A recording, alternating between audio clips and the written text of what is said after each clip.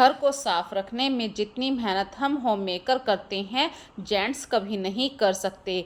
पर यदि हम उन्हें हर बात पर ये कहें कि टॉवल यहाँ छोड़ दिया, स्लीपर यहाँ छोड़ दिया, तो कुछ ही दिनों में झगड़ा शुरू हो जाएगा। तो सबसे पहले फ्रेंड्स, मैं आप सबका वेलकम करती हूँ अपने इस छोटे से चैनल पर जिसका नाम है बरेवाल रश्मि। चलिए बिना देरी के आज की वीडियो को स्टार्ट करते हैं। अक्सर हम अपनी डाइनिंग टेबल पे जिन मैट्स का यूज़ करते हैं, अक्सर हम सोचा करते हैं ये साफ़ है, पर ऐसा नहीं है। फूड पार्टिकल्स गिरते रहते हैं, तो आप मिनिमम एक हफ्ते में तो एक बार इन्हें ज़रूर साफ़ कीजिए। यदि आप मेरे चैनल पे पहली बार आए हैं तो प्लीज़ मेरे चैनल को सब्सक्राइब ज़रूर कर लीजिए। ऐसी ही छोटी छोटी बातें आज की वीडियो में मैं आप लोगों के साथ शेयर कर रही हूँ।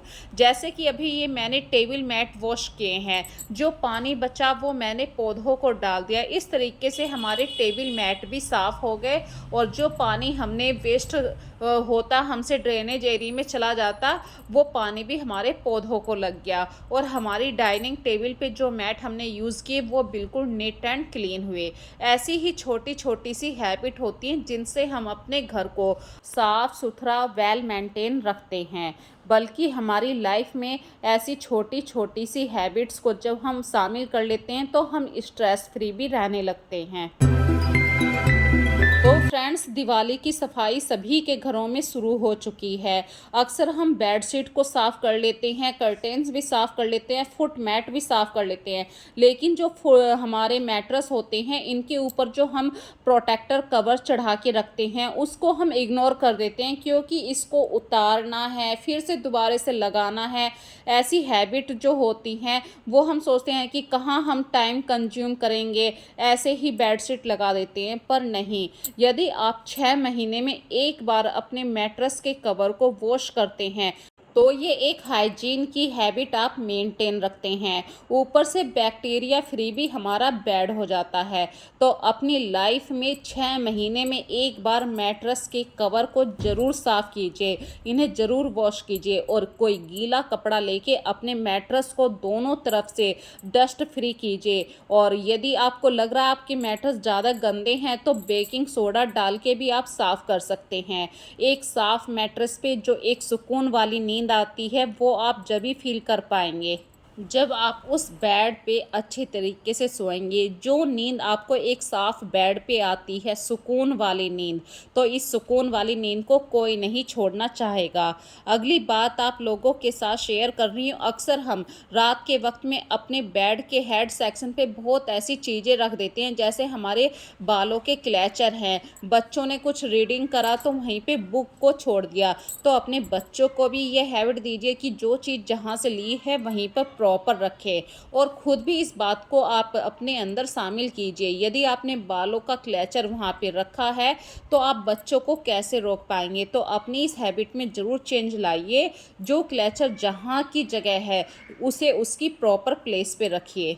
ऐसी छोटी छोटी सी बातों से आप अपने घर को हमेशा ऑर्गेनाइज कर पाएंगे। इसी तरीके से फ्रेंड्स, यदि आप शाम की दिया बत्ती करने से पहले दोपहर में जब भी आपको फुर्सत मिले, जो आपकी दीपक हैं उसको साफ़ करके रख दीजिए। तो शाम का दीपक जलाने के लिए आपको सोचना नहीं पड़ेगा कि पहले मुझे दीपक साफ़ करना है, और शाम का दीपक जलाने से नेगेटिव एनर्जी ख़त्म हो जाती है। यदि आपके घर में कोई प्रॉब्लम चल रही है तो आप शनिवार की रात में समी के पेड़ के नीचे दीपक जलाएं या तुलसा जी के पेड़ के पास।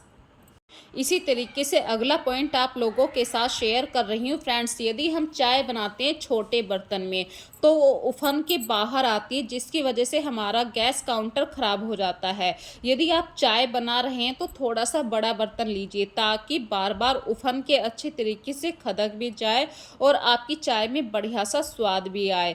तो जितना बड़ा बर्तन रहेगा, मतलब 1 केजी का बर्तन है तो उसमें 3-4 कप चाय आराम से बन जाएगी। ये एक छोटा सा टिप्स था, इससे आपकी गैस कभी भी ख़राब नहीं होगी, गंदी नहीं होगी। अक्सर हम क्या काम करते हैं कि पुरानी सब्जी को तो छोड़ देते हैं और उसके ऊपर नई सब्जी डाल देते हैं। ये गलती मत कीजिए। जब भी आप सब्जी फिल करें तो वहाँ से जो भी पुरानी सब्जी होगी, जैसे कि नींबू बेकार हो जाते हैं सूख के, उन नींबू को आप फेंकिए मत। नींबू में इतना एंटीबैक्टीरियल होता है और साइट्रिक एसिड भरपूर मात्रा में होता है। साइट्रिक एसिड या नींबू की खटास के कारण आप लोहे के बर्तनों को इतनी आसानी से साफ कर सकते हैं, बिना रगड़े, बिना मेहनत के। तो बस आपको करना क्या है, नींबू और जो आपने पीताम्बरी डाली है इसको अच्छे तरीके से कढ़ाई पे लगा के छोड़ दीजिए। 5 ही मिनट के लिए छोड़ना है। 5 मिनट बाद देखिए बिना रगड़े आपकी लोहे की कढ़ाई बिल्कुल साफ़ हो गई। और जो भी इसमें अभी पीताम्बरी और नींबू के रस का अर्क है, इससे आप अपने बाकी बर्तनों को साफ़ कर सकते हैं। जैसे पीतल के, तांबे के हमारे घर में छोटे छोटे से बर्तन होते हैं या पूजा के बहुत छोटे छोटे से बर्तन होते हैं, उनको आराम से साफ़ कर सकते हैं।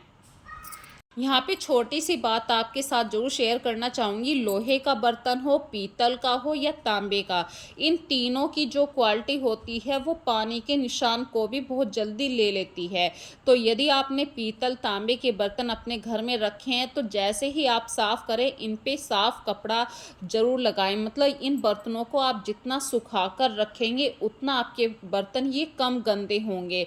लोहे की कढ़ाई को यदि आप जंग से बचाना चाहते हैं तो 2-4 बूंद आप तेल जरूर लगा दीजिए।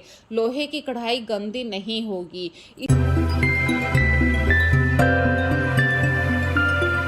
इसी तरीके से अगला पॉइंट आप लोगों के साथ शेयर कर रही हूँ। अक्सर हम जब सब्जी बनाते हैं तो थोड़े बहुत मसाले हमारे मसालेदानी के अंदर गिर ही जाते हैं, जिसकी वजह से हमारी मसालेदानी बहुत गंदी हो जाती है और हम ऐसे ही छोड़ देते हैं, ऐसे ही किचन में उसे रख देते हैं, जो बहुत ही अनटाइडी लगता है। यदि कोई हमारी किचन में खाना बनाने के लिए आता है तो फ्रेंड्स, वीक में एक बार तो अपनी स्पाइसेस बॉक्स को ज़रूर क्लीन कीजिए और धूप में ज़रूर सुखाइए। इससे हमारी जो स्पाइसेस बॉक्स है उसमें से कोई भी बैड अरोमा नहीं आती है। और टाइम टू टाइम अपने जो नमक, मिर्च, मसाले हैं आप उन्हें पूरा फिलअप कीजिए। और नमक की क्वांटिटी थोड़ा सा कम ही रखिए बारिश के दिनों में, क्योंकि नमक में थोड़ा सा सीलापन आ जाता है।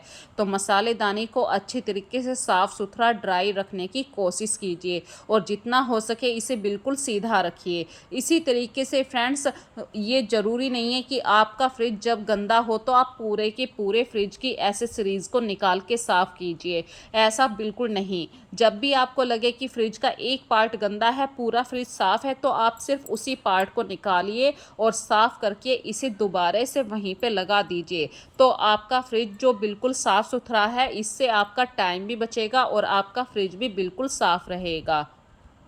और कोशिश कीजिए, बहुत छोटे छोटे से सब्जी रखने के बॉक्स आते हैं प्लास्टिक के, या तो उन्हें परचेज़ कर लीजिए, नहीं तो जो हमारे घर में नमकीन बिस्किट आते हैं बाहर से, वो वाले जो प्लास्टिक के बॉक्स होते हैं उनकी क्वालिटी भी काफ़ी ठीक ठाक होती है। आप उनके अंदर भी अपनी सब्जियों को रख सकते हैं। यदि आप डेली टू डेली मट्ठा पीने के शौकीन हैं और ये नहीं हो सकता है पॉसिबल कि भाई ज़रूरी नहीं है कि आप बार बार दही को ही लेकर आएं। यदि आप अपने घर में ताज़ा मट्ठा पीना पसंद करते हैं तो जो आपकी मलाई है, सिर्फ 2 दिन पुरानी मलाई की बात कर रही हूँ, उसको मट्ठा मतलब जामुन लगा दीजिए और जब आप उसे अच्छी तरीके से फेंटेंगे, थोड़ा सा उसमें पानी डाल दीजिए तो घी अलग हो जाएगा और जो जामुन लगाया था आपने घी में, तो उससे मट्ठा अलग हो जाएगा। अब इस मट्ठे को आप किसी भी रोटी सब्जी के साथ एंजॉय कीजिए।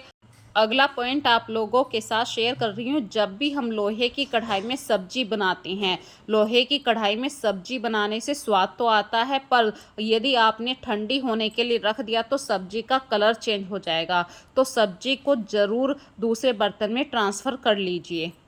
इसी तरीके से यदि आप अपने किचन काउंटर को हमेशा साफ़ रखना चाहते हैं तो किचन काउंटर के ऊपर कोई कपड़ा ज़रूर बिछा के रखिए। और जब भी आप कोई भी सब्ज़ी छीलें तो किसी प्लेट में या कटोरी में छिलकों को ज़रूर रखें। इससे क्या होगा, सिर्फ कटोरी को उठा के आपको दूसरी जगह रखना होगा और आपका काउंटर बिल्कुल साफ़ रहेगा। और गीला कचरा और सूखा कचरा दोनों को अलग अलग रखिए। गीले कचरे को यदि आपने थोड़ी सी देर ज़्यादा रख लिया अपने घर में तो बदबू खड़ी हो जाती है।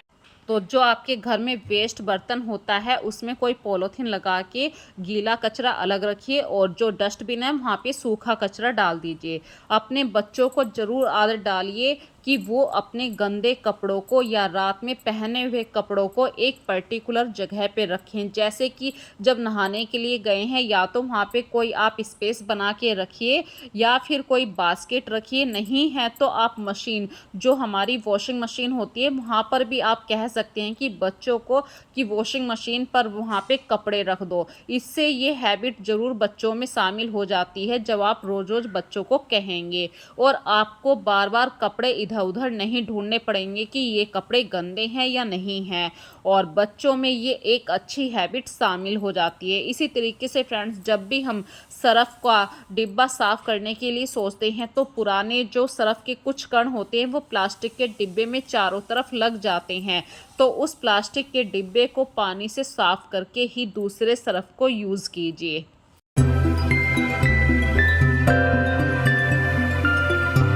अगला पॉइंट आप लोगों के साथ शेयर कर रही हूँ क्लीनिंग से जुड़ा हुआ।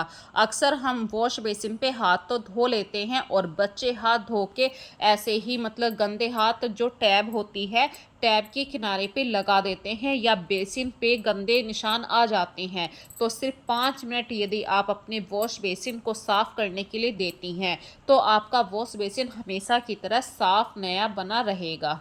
और वॉश बेसिन जितना साफ़ रहता है उतना आपके अंदर हाइजीन की हैबिट मेंटेन होती है, और पानी वाले एरिए को तो हमेशा नीट एंड क्लीन रखना चाहिए। वॉश बेसिन जितना साफ़ रहेगा उतना आपके घर में पॉजिटिव एनर्जी रहती है। इसी तरीके से फ्रेंड्स, जो प्लांट्स होते हैं, कुछ प्लांट्स ऐसे होते हैं इंडोर प्लांट्स होते हैं, यदि आप उनकी केयर करते हैं जैसे कि उनके पत्तों पे जमी हुई डस्ट होती है उनको साफ़ करके रखना, गमले के किनारे पे गंदे हो जाते हैं, जो बाहर प्लास्टिक एरिया होता है वो गंदा हो जाता है। इस तरीके से यदि आप अपने इंडोर प्लांट्स की केयर करते हैं, 10-15 मिनट की धूप दिखाते हैं, तो आपके प्लांट्स हमेशा हरे भरे रहते हैं, और जब प्लांट्स हरे भरे रहते हैं तो घर में कोई भी नेगेटिव एनर्जी नहीं रहती है।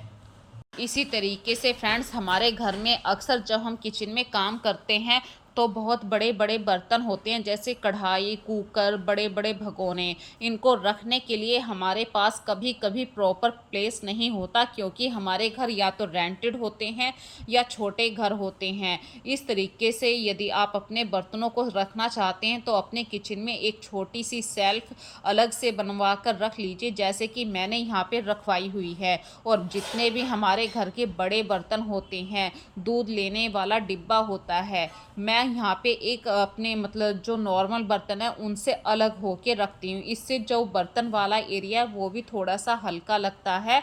और अपने बर्तनों पर हमेशा कपड़ा लगा के रखिए।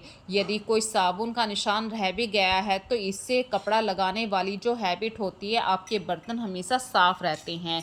और अपने किचन के साफ़ करने वाले जो कपड़े होते हैं, टॉवल होते हैं, वाइपिंग कपड़े होते हैं, इनको ज़रूर दिन में एक बार धूप दिखानी चाहिए। तो फ्रेंड्स, आज की वीडियो में बस इतना ही। और हाँ, चलते चलते बस ये बात और कहना चाहूँगी, यदि आप अपने घर में झाड़ू तो हमेशा लगाते हैं, लेकिन आउटर वाले जो एरिए होते हैं जैसे कि आपकी छत होती है, घर के बाहर का एरिया होता है, घर को तो साफ़ हम अक्सर कर लेते हैं लेकिन घर के बाहर वाले एरिए को भी साफ़ रखना ज़रूरी है। क्योंकि हमारी छत पे बहुत सारे प्लांट्स होते हैं, इनकी जो पत्तियाँ निकलती हैं या मिट्टी निकलती है वो कहीं ना कहीं ड्रेनेज एरिया तक पहुंच जाती है, जिससे ड्रेनेज एरिया ब्लॉक होने का डर रहता है। यदि इस प्रॉब्लम से बचना चाहते हैं तो हफ्ते में एक बार अपनी छत पे झाड़ू ज़रूर लगाइए। तो फ्रेंड्स, आज की वीडियो में बस इतना ही। फिर मिलेंगे एक नई वीडियो में नए कॉन्सेप्ट के साथ। तब तक के लिए अपना ध्यान रखिए। So take care friends, bye bye.